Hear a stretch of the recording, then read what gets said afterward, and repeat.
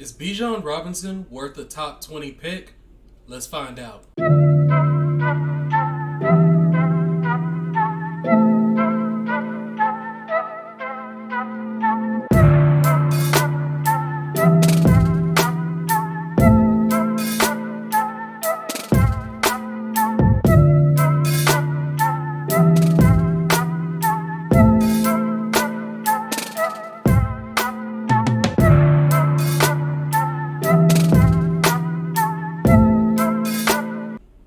Welcome to the Moz Files. I am Mosey the Must See, and today we're going to talk about the number one running back in the draft class. We're talking about Bijan Robinson. You know, Longhorn fan, absolute fan of his. However, my opinion on his is not very popular, and we're going to discuss that. We all love Robinson. He's an absolute star.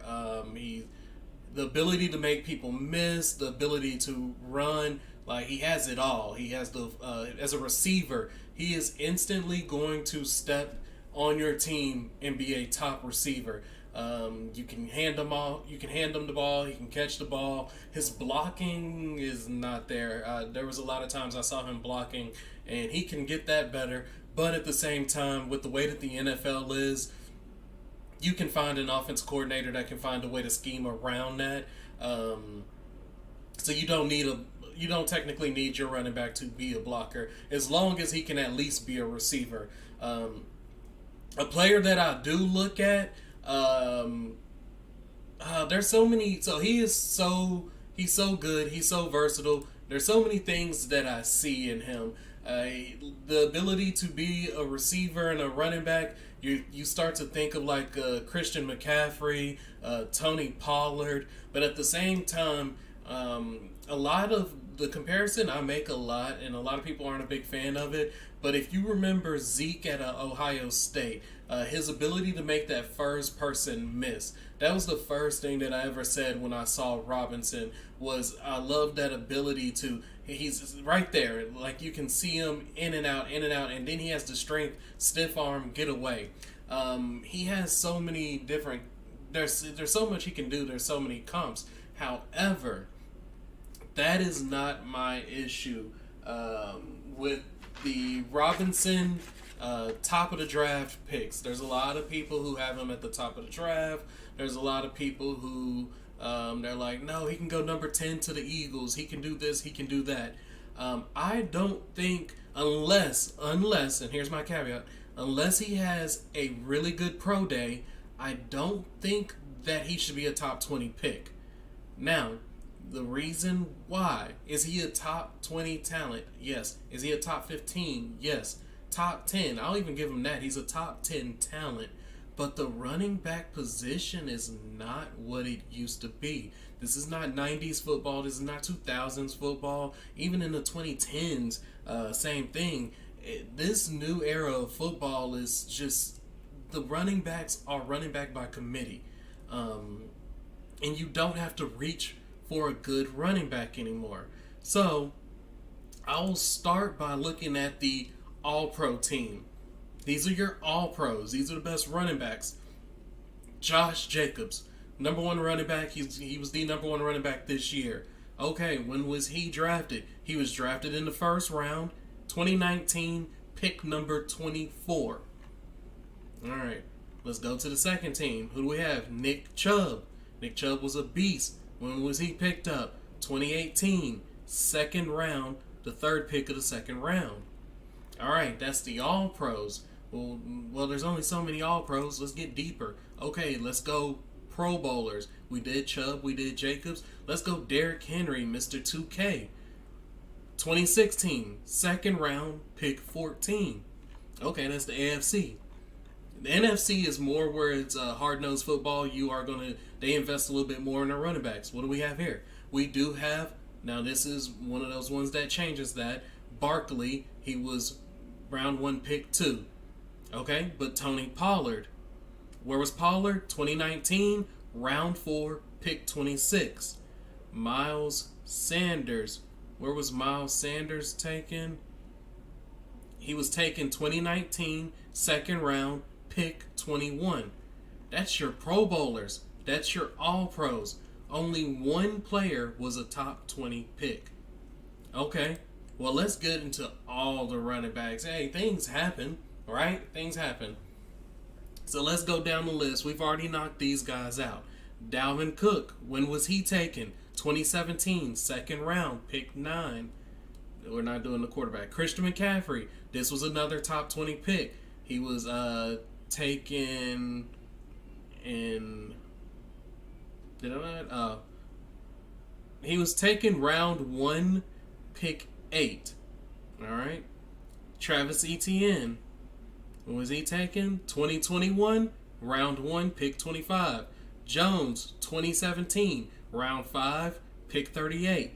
Jamal Williams, 2017, round 4, pick 27. Kenneth Walker, 2022, second round, pick 9. Stevenson, 2021, round 4, pick 15.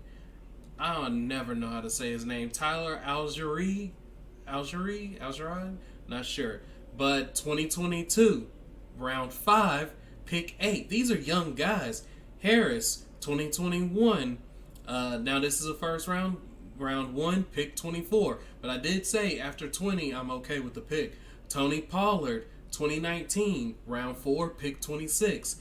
And here's, so I'm going to do a few rookies. Damian Pierce was a great rookie. If you watch the Texans, dude was killing it. Round 4, pick 2. Breece Hall, that was another name that kept popping up, but he got hurt. Round 2, pick 4. And you see what I'm saying? There's a lot of guys. Hold on. 1, 2, 3, 4. 4 guys were picked in the 4th round. 1, 2. 2 guys were round 5. A lot of these guys are second rounds. You don't have to force that pick anymore at running back. And then we're going to even get to the players who have been picked. So you might ask, okay, well, who was picked in the top 20? So I'm going all the way back to 2012 because that gives us a good amount of time. 2012 is 2013. All right, so in 2018, Barkley was picked in the first round, pick 2. Barkley was an absolute freak. You have to remember that in these NFL drafts that people will boost the players in the draft, and the reason why is because it's to bring hype. But if you look at Barkley and how strong he was, how fast he was, how quick he was, he ran a 4.40 40, and honestly, I don't think Robinson's going to run that. But that was my caveat. If he can run something like that, then I'll say, yeah, go ahead and take him top 20. But if he runs, and I'm thinking he's going to run 4.45, honestly. That's how he was looking. He looks like he was kind of getting slower when he was in Texas, like he was already starting to wear down. And that's a big problem with me because I am a Cowboy fan. I've seen how quickly Zeke has wore down, and to the points where Pollard is our new guy. All right, 2017, you had 2 guys picked in the top 20. You have Leonard Fournette and Christian McCaffrey. Fournette went with the 4th pick. McCaffrey went with the 8th pick. Now, you might say, well, Fournette still produced. He produced for the Buccaneers. Yes, but what did he do for the Jaguars? That's the one who's using a top 20 pick on him. When you draft somebody in the top 20, you're wanting to draft for your future. Yes, there are busts. Yes, there are busts. But at the same time, you're not hoping that a player's a bust. You're hoping you get a player at a position of need and they can provide you with longevity. Fournette didn't really do anything for the Jaguars. I mean, I can't say that. They were a threat, but it was short lived. Like, he didn't make it past contract 1, so I believe it was like 4 years with them, and that's not really longevity to me. I would like to see you enter your second contract with the team. Christian McCaffrey, he's doing great with the 49ers, but like, what were the Panthers? He was hurt a lot on the Panthers. I don't see the value of that, you know. He didn't really provide value to me, as opposed to if you were to build get another position and the person runs with you through the first contract and the second contract. All right, 2016 Zeke. Zeke had some good value in his on his rookie contract, but that was mostly his rookie year. We went 13-3, but then how many playoff games did we win? We just celebrated winning last night. But guess what? Zeke is not our number one running back. Pollard is. So yes, Zeke is on the second contract. Zeke is with us. But what's the biggest complaint from all Cowboy fans? Zeke is eating up cap. Okay, so let's go 2015. Todd Gurley, pick number 10. And Melvin Gordon, pick 15. Todd Gurley was hurt all the time. And I know he can't help that, but at the same time, I just didn't really see the value of the pick. They could have, the success that the Rams had, I'm just like, did they need Gurley ever? Okay. And then Melvin Gordon, 2015. Melvin Gordon played a big part, but I don't want to lie to y'all. I don't want to lie to y'all. But what I'm saying is those are the only... Oh, and I forgot the 2012 person, which you already know the 2012 person. The 2012 person was Trenton Richardson, and he was picked with the third pick of the draft. And that wasn't really anything good. Trenton Richardson went on to be one of the biggest busts, so we understand that. So what I'm saying is, and let me remind you that when you're picking these running backs this high on the board, these are considered your can't miss guys because you're moving outside of your comfort zone to grab these players, which if these are your can't miss. Okay, that's what I was thinking. He played a part in that Super Bowl, but he wasn't like just a super stud or nothing like that. Melvin Gordon, he only had 600 yards rushing that year. Oh no, you know what? He wasn't with Denver. I just remembered that. Okay, that's what was throwing me off. I was like, no, he never got a Super Bowl. He was with San Diego. He got drafted by San Diego. I was thinking that. I was like, no, he got picked up and went to Denver. Never did anything at Denver. And then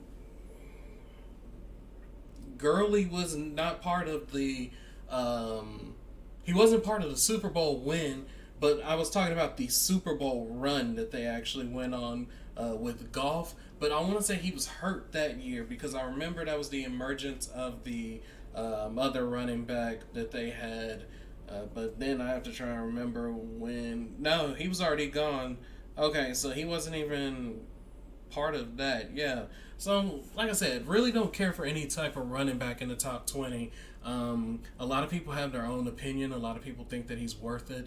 But I don't see Robinson as a top 20 pick. I think there's so many other picks that you can go with. I'm also a fan of... There's no such thing as too many offensive linemen and too many defensive linemen. You can never have too many. They get hurt, they go down, and when one goes down, it messes up the whole thing. So you have to have a rotation, and no team has a rotation that is so good they can't use another. So there's not a single team in the top 20 who I think is complete enough to get a Robinson, other than the Eagles at pick 10. But even the Eagles at pick 10, there's so much more you can do there. That's my opinion. I really do want to know y'all's honest opinions. Let me know where you think Robinson will go. Who do you think will pick him up? He is the most intriguing pick of the draft due to the fact that there's so many places he can go in the draft. So it's an interesting pick. So let me know what y'all think. Like, share, comment, subscribe, and I'll see you later.